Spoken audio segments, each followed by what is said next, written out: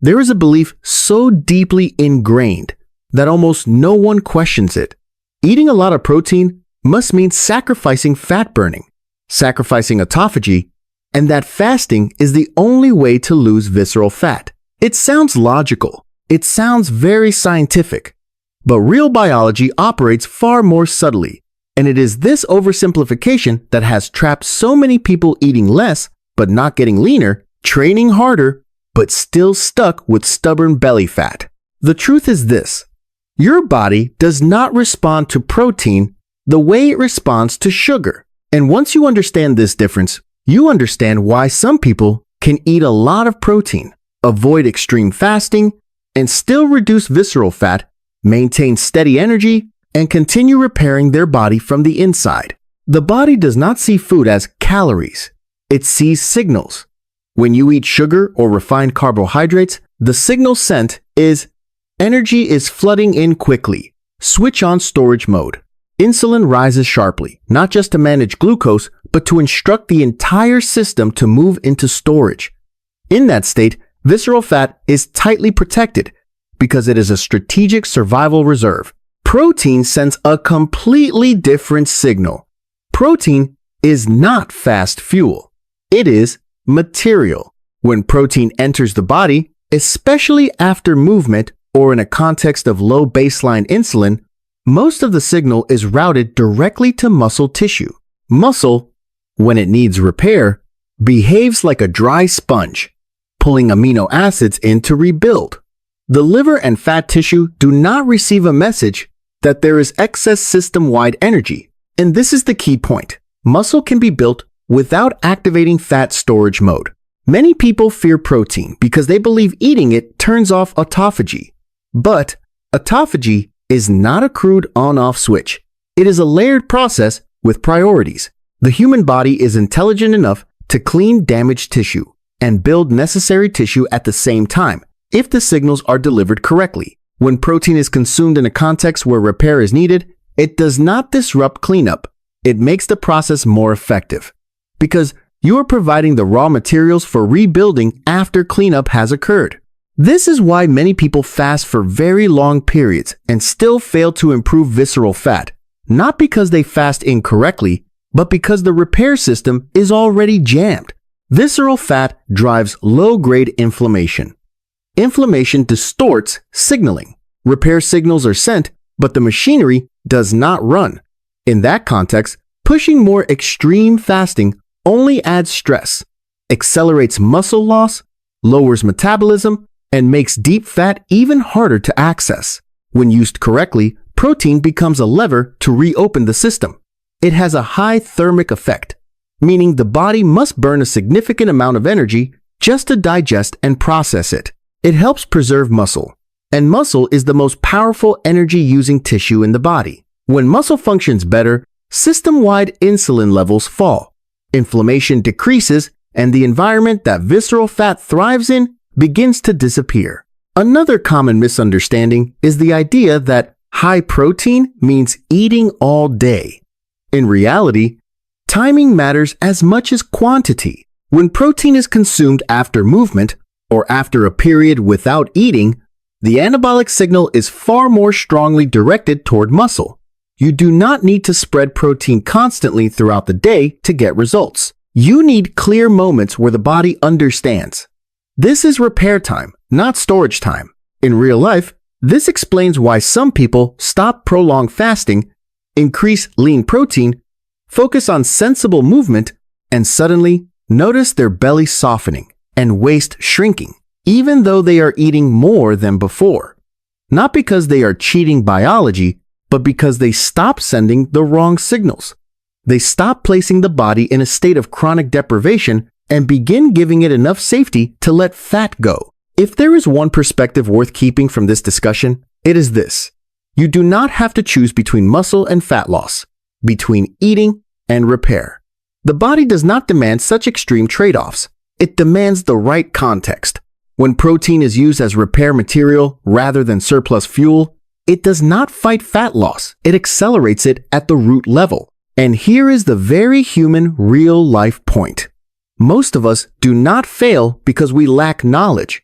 but because we believe in rigid rules that sound strict, yet do not match our individual biology. The more you force, the more the body holds on.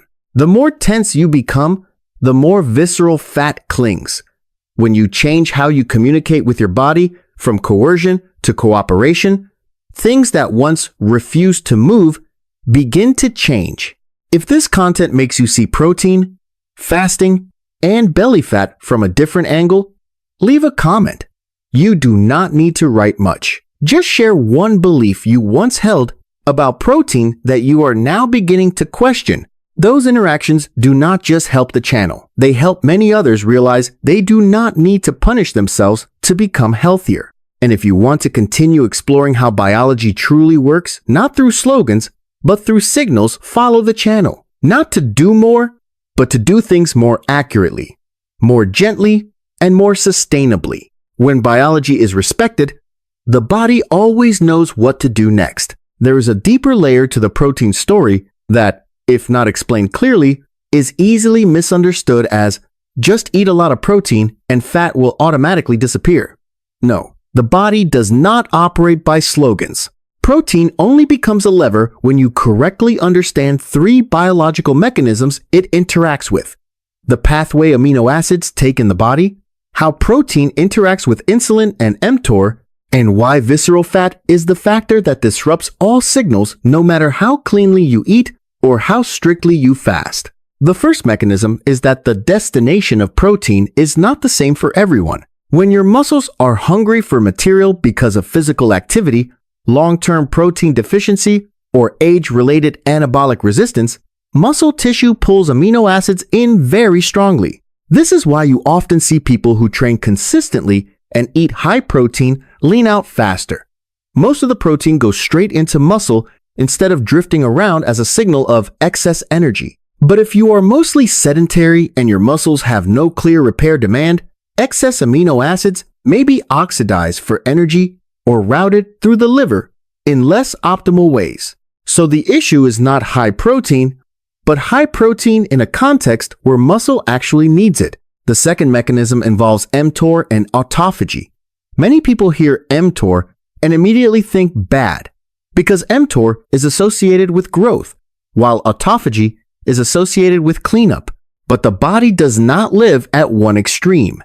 It lives on rhythm. The problem is not that mTOR turns on, but that mTOR stays on all day without turning off, or that autophagy is blocked all day without turning on. When used with the right timing, protein creates short anabolic pulses to repair muscle, after which the system naturally returns to cleanup and stabilization. Healthy biology is like a city. Build during the day, clean at night, and maintain rhythm. If you fast for long periods but remain chronically low in protein, you may clean but fail to rebuild, and the first thing you lose is muscle, the tissue that maintains metabolism and insulin sensitivity. On the other hand, if you eat continuously, snack constantly, especially with sugar, you may build in the wrong places, while cleanup cannot keep up, increasing inflammation and visceral fat. The key is signal rhythm, not fear of a hormone or a single pathway. The third mechanism, and the one most people are missing, is that visceral fat disrupts the entire system by creating a background of chronic inflammation and insulin resistance. In that state, you can fast aggressively to stimulate autophagy, but cells still hear poorly because signaling pathways are distorted. You can eat clean, but baseline insulin remains elevated. And when baseline insulin is high, the body becomes stuck in a half-storage, half-stress state, making both cleanup and deep fat burning very difficult to access. This is why the material emphasizes that for people with excess weight, restoring biology does not start with fearing protein, but with making the body stable enough for protein to be delivered to the right destination. So, how does protein help reduce visceral fat? When explained correctly through biology. First, protein has a high thermic effect, meaning the body expends a significant amount of energy just to digest and process it. But more importantly, it creates strong and stable satiety, reducing unconscious snacking. Visceral fat is often fed, by small, repetitive behaviors: evening snacks, liquid sugars, eating again after main meals. When protein truly satisfies hunger, that loop naturally weakens. Second, protein preserves and builds muscle mass. Muscle is not just about appearance. Muscle is the largest metabolic organ in the body. It absorbs glucose, consumes energy, and releases myokine signals that reduce inflammation. When muscle is protected, you need less insulin to manage the same amount of glucose, and that directly removes the advantage visceral fat relies on. Third, protein helps prevent the state of chronic low intake with high cortisol. Many people cut calories too aggressively for too long, leading to increased stress hormones, poor sleep, and stubborn belly fat. When protein intake is adequate, the body senses repair materials are available, biological safety increases, and the system does not need to stay in conservation mode. Another point that needs clarification is the idea of high protein without fasting. Many people fail after abandoning fasting not because they start eating again, but because they return to old patterns. Constant eating, snacking, liquid calories, and especially combining protein with high amounts of refined carbohydrates in a low-activity lifestyle. This raises baseline insulin, and when baseline insulin is elevated, even high-quality protein cannot easily access visceral fat. So instead of focusing on whether you fast or not, the real question is whether you create clear breaks between meals that allow insulin to fall. You do not need long fasts. You just need to stop grazing. In practical terms, the logic is simple. Protein should be the axis, and everything else should support that axis. You do not need to turn meals into math problems. You simply need to ensure that most protein comes from lean, clean sources, and that meals are not stretched endlessly by snacks. When protein is paired with movement, especially resistance training or muscle-stimulating activity, its destination becomes even clearer. It goes into muscle, not fat tissue. Finally, the most important point to avoid misunderstanding is this. Protein is not the more, the better. Protein is a signal. It works best when it is strong enough to trigger repair without creating a hormonal environment of storage. If you want protein to truly become a lever for visceral fat loss, remember the core principle. Protein works when the body has a repair demand. When baseline insulin is not chronically elevated by snacking and sugar, and when daily signal rhythms are clear. When these three conditions align, the change you experience is very different from traditional weight loss. You do not just feel lighter. You feel firmer, less hungry, more stable in energy, and your abdomen begins to reduce quietly but consistently. Not because you defeated your body, but because you finally started speaking to biology in its own language. Before this video comes to an end, I want you to hold on to one way of seeing things. Not about protein, not about fasting, and not about eating more or eating less. That way of seeing is this. Your body does not respond to effort, it responds to the biological context you create every day. And within that context, protein is neither a disruptor nor a miracle. It is a signal, and a signal only matters when it is placed in the right setting. Many people enter fat loss with a familiar mindset. The less you eat, the better. The longer you fast, the cleaner. The more you fear protein, the more scientific it feels. But biology does not operate on punishment logic. When the body is placed in a prolonged state of scarcity, muscle loss, high stress, and disrupted baseline insulin, visceral fat does not disappear. It stays as a survival buffer. And in that state, no matter how strictly you fast or how clean you eat, the system does not open. The core takeaway from today's entire discussion is not whether you eat high protein or not, but where protein is going and how it is interpreted inside your body. When muscle has a repair demand, when movement creates a clear biological reason, protein becomes building material, not excess fuel. When baseline insulin is not constantly elevated by snacking, liquid sugars, or chaotic eating rhythms, protein does not trigger whole system storage. And when the body senses stability instead of chronic stress, only then does it allow visceral fat to be released. If you have ever found yourself stuck in this loop, eating less but feeling exhausted, fasting more but your belly staying hard, training consistently while your daily energy keeps dropping, then the issue may not be discipline. It may be the wrong signals you have been sending for too long. In that context, protein is not something to avoid. It is one of the levers that helps the body feel safe enough to stop holding on. One important thing worth repeating is that visceral fat loss is not loud. It does not show up immediately on the scale. The first signs are usually quieter.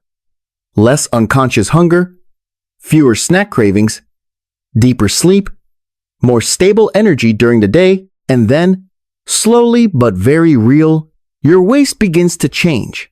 That is not a victory of willpower. It is the sign of a system being repaired at the root. If there is one thing I want you to stop doing after this video, it is fighting your own body.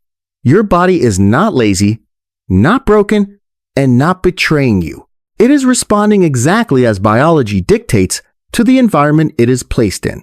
When that environment is prolonged scarcity, prolonged stress, and prolonged conflicting signals, holding fat is a smart choice. When that environment becomes clear, adequately supplied, rhythmic, and stable, letting go of fat becomes a natural reflex.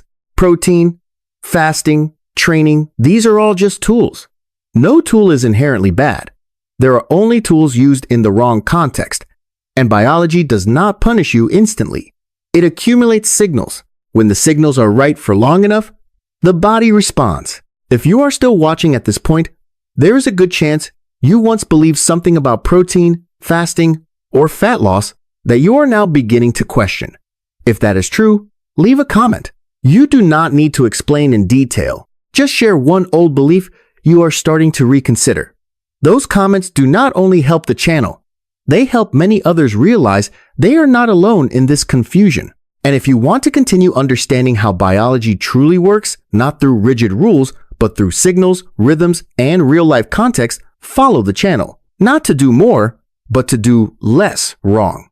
When understanding improves, pressure falls away. And when pressure falls away, the body finally begins to cooperate. Visceral fat does not disappear because you try harder every day. It disappears when you stop putting your body into a defensive state, when you send the right signals, consistently, calmly, and long enough. The body always knows what to do next.